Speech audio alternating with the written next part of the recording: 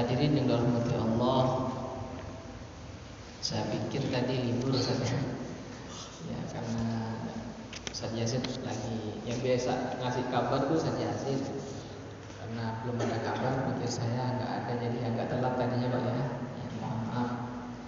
Insyaallah tidak mengurangi rasa niat baik kita untuk bersama-sama ngaji, membaca kitab Risalatul Murid.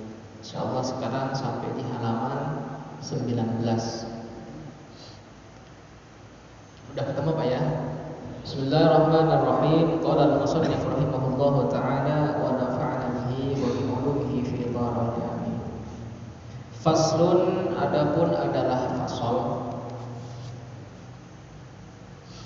Wa awwalu syai'in, dan adapun awal dari sesuatu. Yabda'u yang memulai bihi dengan syai', memulai al-muridu, siapa itu murid. Memulai murid fi tariqillahi, di jalan Allah. Fi tariqillahi, di jalan Allah. Yang pertama kali yang murid harus lakukan di jalan Allah adalah tashihut taubati, memperbaiki taubatnya. Ilallahi ta'ala, kepada Allah Ta'ala. Memperbaiki taubat min jami'iz dzunubi, dari semua dosa-dosa. Ya, jadi makom taubah untuk menempuh perjalanan kepada Allah, makom pertama itu adalah makom taubah atau tashihut taubah, yaitu dengan sebenar-benarnya taubat kepada Allah Subhanahu wa ta'ala. Ini tangga pertama. Jadi kalau ingin kita mendekat kepada Allah, awali dengan istighfar. Astagfirullah, astagfirullah, astagfirullah. Mau tahlilan kita sering dengar astagfirullah, astagfirullah, astagfirullah. Habis sholat kita dengar astagfirullah, astagfirullah, astagfirullah. Semua itu adalah merupakan bagian jalan kita menuju Allah Subhanahu wa ta'ala. Tangga pertama, taubat. Nah, bagaimana kalau seandainya macam-macam maksiatnya banyak? Contoh, kebiasaannya mabuk pertama. Kebiasaan yang kedua, main judi. Kebiasaan yang ketiga, riba. Kebiasaan yang keempat, mencuri. Kebiasaan yang kelima, keenam, dan seterusnya. Itu tetap para ulama mengajarkan kepada kita, bisa ini langsung ditaubati secara bersamaan atau juga pelan-pelan. Contoh misalnya yang kebiasaannya awalnya cuma mabuk, nah yang kebiasaannya misalnya mabuk sama judi, mabuknya dulu taubatin pelan-pelan. Seminggu 2 minggu diistighfari, terus dikurangin perilaku mabuknya. Alhamdulillah setelah 2 minggu selesai. Kemudian judinya belum juga berakhir, nggak apa-apa, pelan-pelan judi. Terus begitu. Terus ketiga, keempat, dan seterusnya.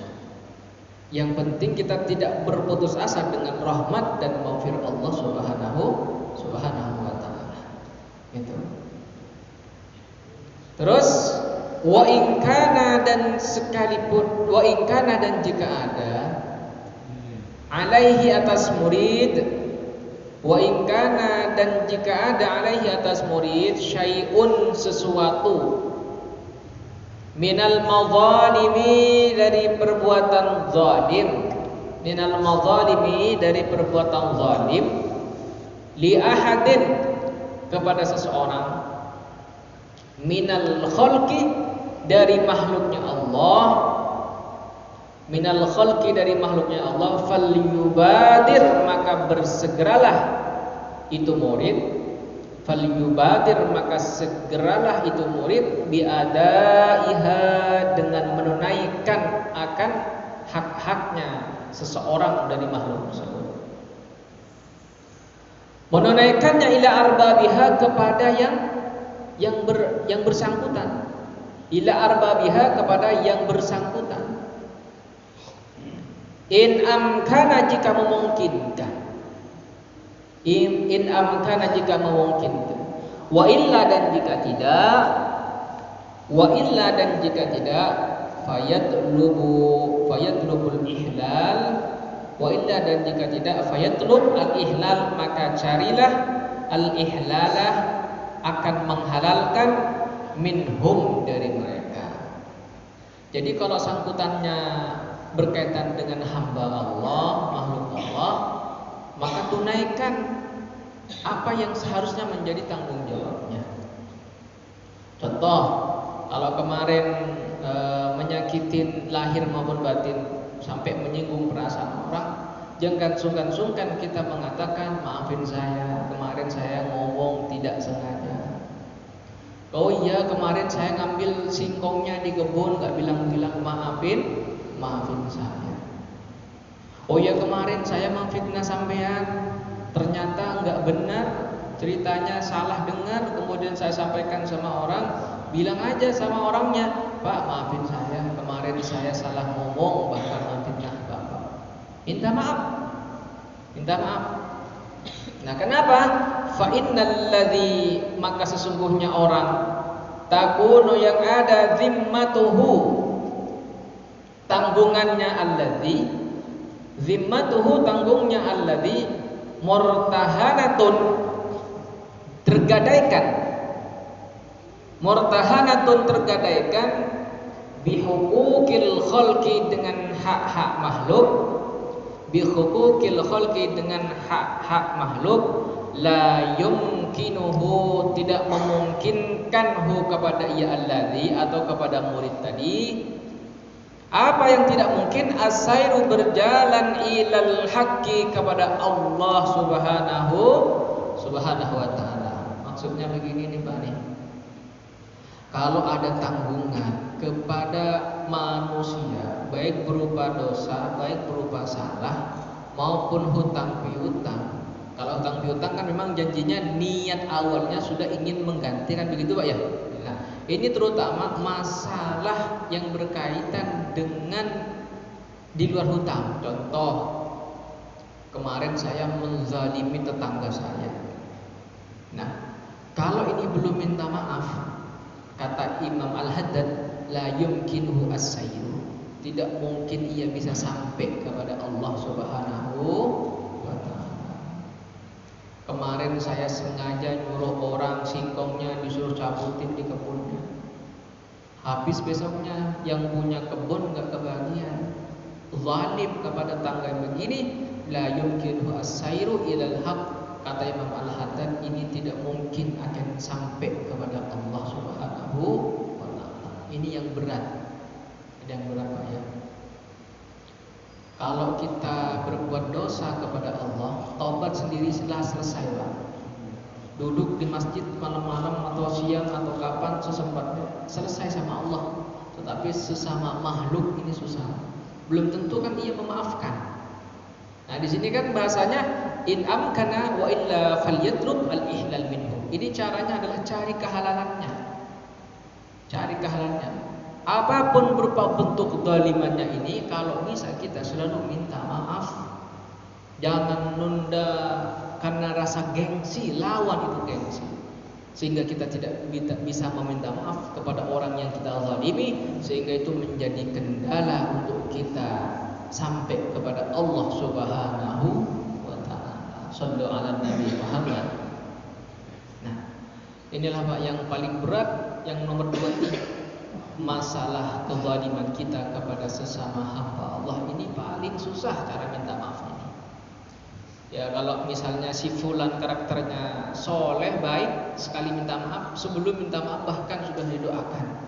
Tapi tipe orang yang susah memberikan maaf kepada kita, nah ini perlu cara, perlu waktu dan agar ini tidak menjadi hijab diri kita dengan Allah Subhanahu wa taala. Maka ajari anak cucu kita kalau jalan jangan tangan kita ini nyopek daun yang ada di kebun orang, ajari begitu. Kalau keluar anak kita nih ajarin jangan ngambil barang yang punya orang, begitu caranya. Biar tidak terbiasa dari kecil sehingga sampai tuanya menjaga perilaku kezaliman dirinya kepada orang lain. Seperti itu. Jadi yang paling berat nomor 2 nih Pak nih ya. Paling berat nomor 2. Nah, bagaimana Pak cara atau syarat-syarat itu taubat? Bagaimana syarat-syarat itu taubat? Syurut taubah samaniyah. Syarat-syarat taubat itu ada 8 Pak. Syarat-syarat taubat ada 8. Yang pertama adalah an-nadamu ala ma salaf. Benar-benar menyesali atas apa yang telah dikerjakan. Nah, kalau di sini di kitabnya dibilangin wa syartu sihhatit taubah. Syarat-syarat sahnya taubat sidqun nadam, yaitu benar-benar menyesal atas perbuatan dosa yang sudah dilakukan. Ala dzunubi atas dosa-dosa. Masihhatil azmi beserta benarnya akan niat. Masihhatil azmi beserta benarnya niat ala tarkil audi untuk meninggalkan kembali ilaiha kepada itu dzunub. Ilaiha kepada itu dzunub muddatal umri sepanjang hidupnya. Muddatal umri sepanjang hidupnya. Nah, jadi katanya di sini an-nadam ala ma salaf, menyesali atas apa yang sudah lalu dengan diniati meninggalkan selama-lamanya itu dosa. Minimalnya seperti itu dulu Pak ya.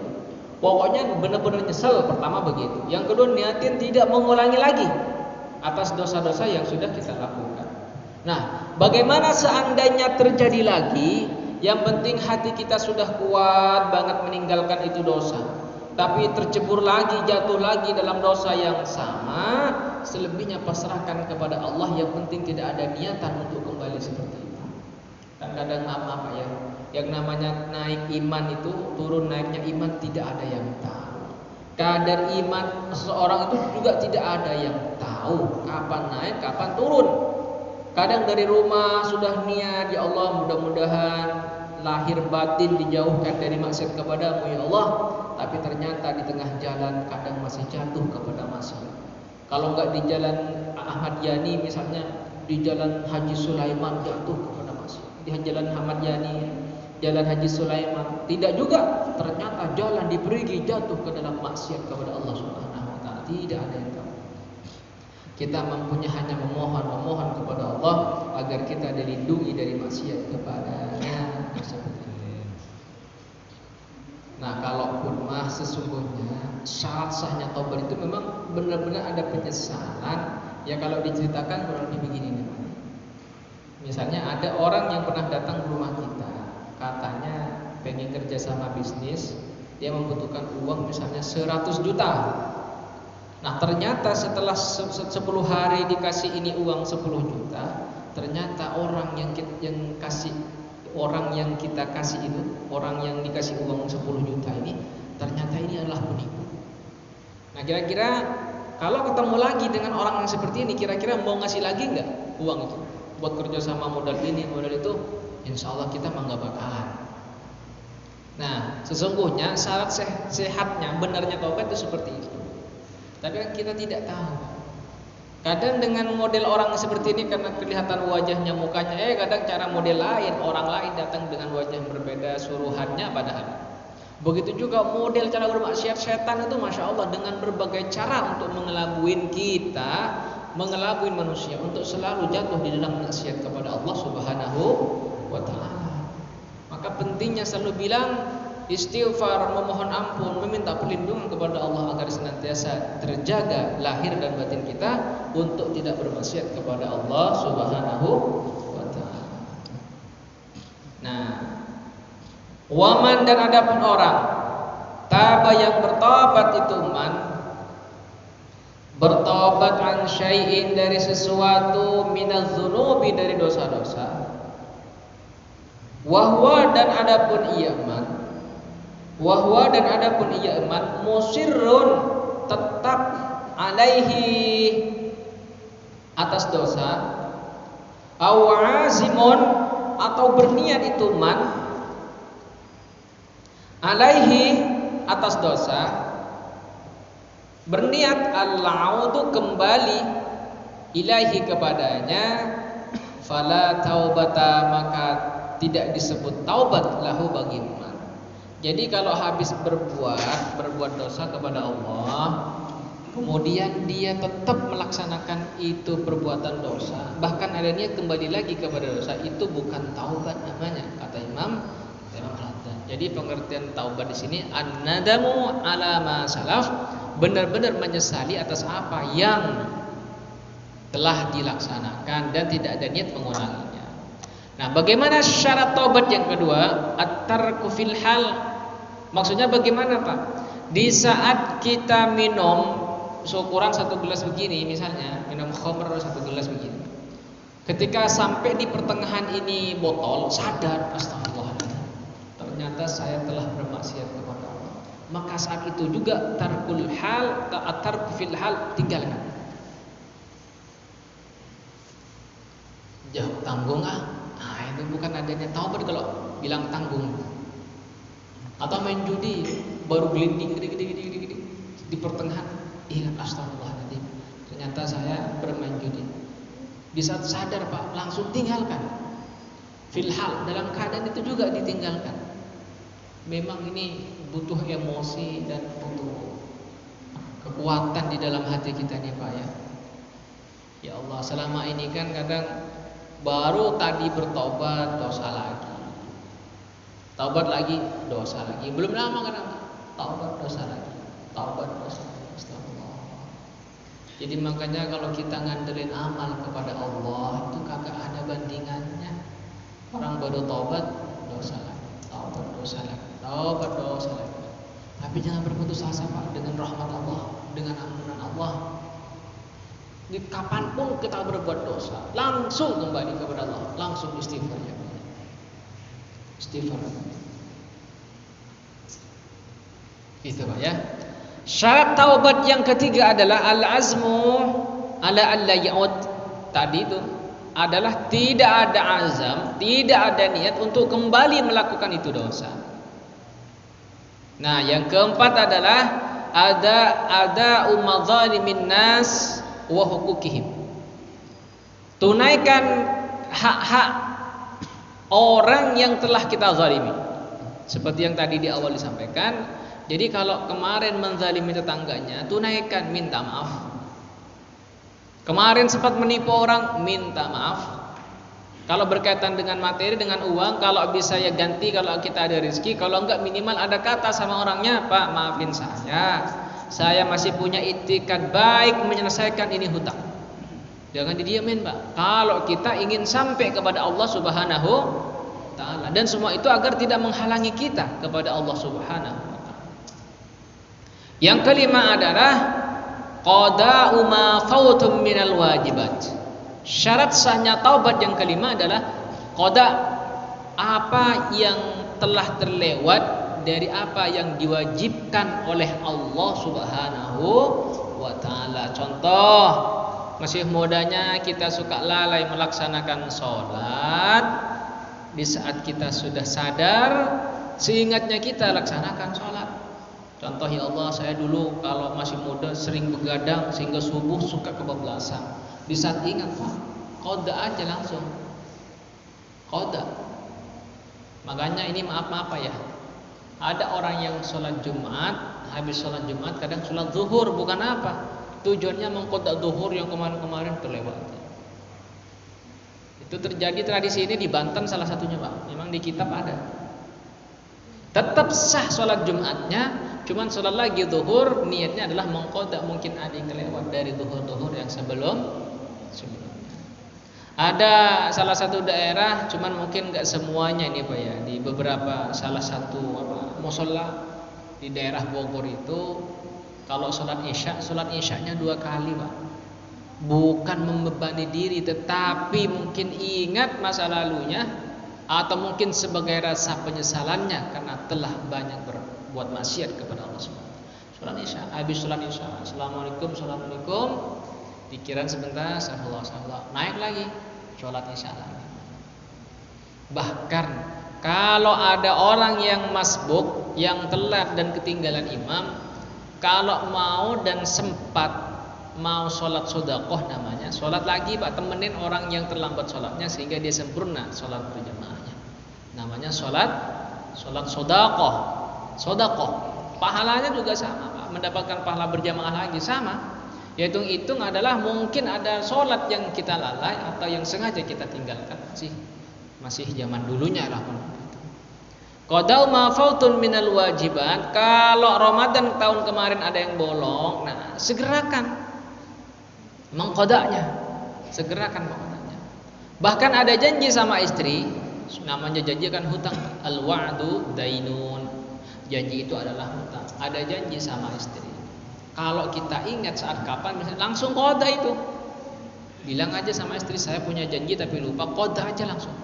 Kalau kita lagi ada, lagi kondisinya enak, apapun yang sifatnya wajib Pak ya, yang diwajibkan oleh Allah Subhanahu wa taala, qada langsung.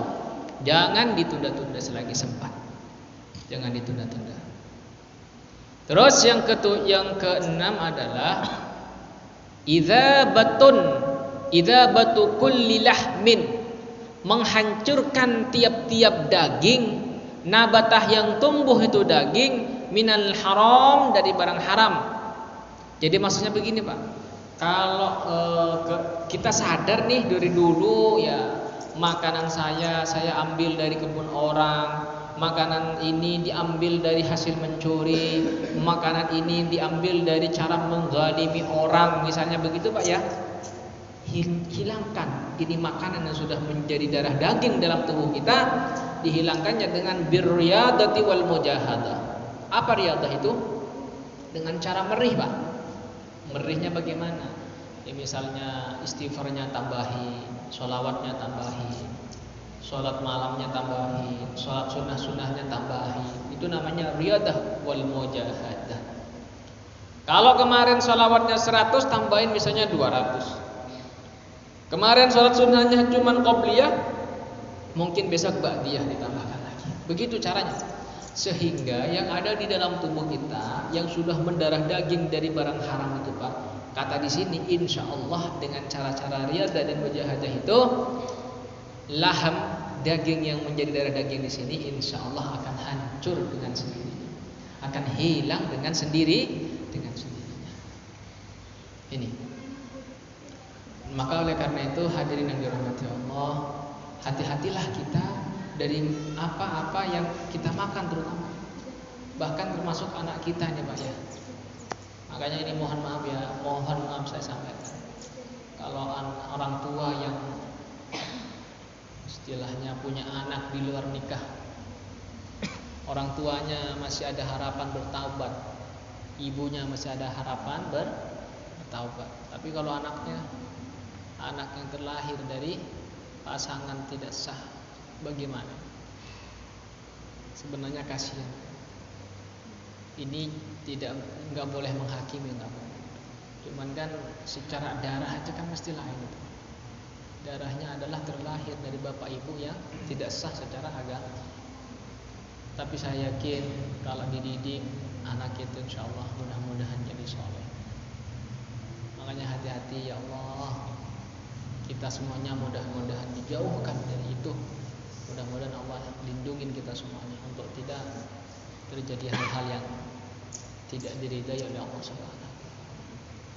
Astagfirullahaladzim. Karena di darahnya udah dia tumbuh dari setetes itu dan tidak sah secara agama, gimana kira-kira? Tidak sah. Pasti darahnya lain, ke anaknya itu lain. Ya Allah, naudzubillah tsumma naudzubillah min dzalik. Ini adalah pertama nasihat buat saya, mudah-mudahan dan kepada jamaah pada Shallu ala Nabi Muhammad. Nah, termasuk anak kita itu diriyadahi, Pak. Anak kita juga sama, dimujahadahi. Bagaimana cara meriyadah dan mujahadah untuk anak? Anak jangan cuma dikasih makan lahir, tapi doakan yang banyak. Doakan yang banyak, Pak. Coba kita lihat kenapa putra kiai kebanyakannya jadi kiai lagi. Putra orang hebat keturunannya jadi orang hebat lagi. Kenapa? Karena darahnya yang kuat, doanya yang banyak, mujahadah dan riyadahnya yang banyak. Saya punya teman, Pak. Teman Masya Allah sekarang itu orang termasuk orang dibilang sukses lah, Pak ya. Tapi ini bukan tujuan, hanya cerita bahwa orang tuanya yang hebat, anaknya rata-rata hebat. Saya punya teman asli Madura juga, sekarang ada di Tangerang. Ternyata kakeknya beliau itu suka puasa Senin Kemis buat teman saya. Dari kecil sampai sekarang, sampai wafatnya kakeknya itu. Paham gak, Pak? Diriyadahin, Pak. Jadi kakeknya itu puasa buat ini anak. Sekarang jadi orang hebat. Dulu pengen ditawarin dosen di mana-mana, cuman nggak mau, tetap memilih anak. Pinter alim, Pak. Gitu, Pak ya. Ada Bawa Habibullah, salah satu pendiri NU itu, ketika beliau sedang di dalam rahim, di dalam kandungan istrinya itu, abahnya itu selalu menghatamkan di depan ibunya sehari sekali hatam sampai lahir. Pas ketika lahir katanya bahwa Habibullah itu dalam keadaan hafal Al-Quran. Subhanallah itu, Pak. Gimana orang tuanya? Anak kita itu gimana orang tua? Ya, cuman selebihnya pasrah sama Allah, menjadi anak abah saja. Karena Nabi Nuh alaihissalam putranya Kan'an, ya begitu. Apakah Nabi Nuhnya salah? Sama sekali tidak. Cuma Nabi Nuh sedang diuji dengan putra. Masa Nabi aneh kan? Mungkin pasti nggak aneh sama Nabi. Ya namanya Nabi pasti soleh. Kan begitu, Pak ya? Cuman itu ujian maksudnya. Ini baru namanya riyadhah dan mujahadah. Anak kita ya didoakan yang banyak. Masih banyak contoh-contoh para ulama yang lainnya yang karena orang tuanya akhirnya putra putrinya menjadi orang-orang hebat semua. Karena riyadhah orang tuanya. Maka guru saya itu mengajarkan kalau bisa anak kita setiap hari dibacakan sholawat 100, khusus anak, Pak ya. Sallallahu ila hadrati anak saya namanya fulan bin fulan di jamaah aja Al-Fatihah, baca Al-Fatihah baru sallallahu ala Muhammad, sallallahu ala Muhammad, sallallahu ala Muhammad. Itu setiap hari, Pak. Jangan cuma dikasih uang jajan mulu, kasih doanya. Khusus buat anak, buat istri lain. Ila hadrati istri saya namanya siapa? Tujuannya apa, Pak? Dibacakan sholawat agar dia akrab sama baginda Nabi Muhammad Sallallahu Alaihi Wasallam. Kalau akrab sama Nabi, insya Allah terpendar pancaran cahayanya, anak ini terang hatinya, terang pikirannya. Kalau terang akal pikiran dan hatinya, insya Allah dia makrifat kepada Allah Subhanahu wa Ta'ala. Setiap hari begitu, Pak. Istri kita juga sama. Orang tua kita yang wafat ataupun yang masih hidup begitu, Pak.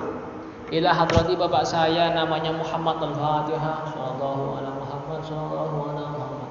Itu khusus. Bahkan di dalam kitab Sa'adatud Darain fi afdalitis sholawat ala sayyidil kaunain itu dijelaskan Imam Hasan Al-Basri itu istilahnya kalau ada yang meninggal itu mana disuruh bacakan sholawat di kuburannya, insya Allah akan diampuni dosanya oleh Allah Subhanahu wa Ta'ala. Begitu juga itu sebagai fida kepada kedua orang tua kita, bapak kita, ibu kita, guru-guru kita, sama didoakan seperti itu. Ila hadrati ibu saya, kalau sudah wafat Al-Fatihah, sallallahu alaihi Muhammad, sallallahu alaihi Muhammad, sallallahu alaihi Muhammad, sallallahu alaihi Muhammad. Terus 100, Pak. Sallallahu alaihi Muhammad singkat. 2 menit, semenit atau 2 menit lah. Anak kita, suami kita, bapak, ibu kita, mertua kita juga sama, Pak. Ya kalau dihitung paling 800 salawat khusus yang buat tujuannya tadi biar akrab sama baginda Nabi Muhammad SAW.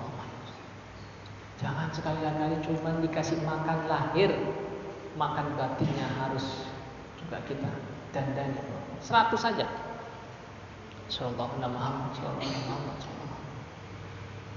Orang tua kita di kuburan, masya Allah. Tetap kalau kita mendoakan mereka bahagia, akan sampai itu sampai. Kalau nggak percaya berarti wafat duluan. Biar kita yang hidup mendoakan begitu. Itu sampai banget itu. Banyak cerita-cerita orang yang wafat beberapa lama muncul lagi. Itu cerita kalau sedang ditahlilin, dibacakan Yasin, didoakan itu rasa harumnya, pokoknya enak katanya Pak.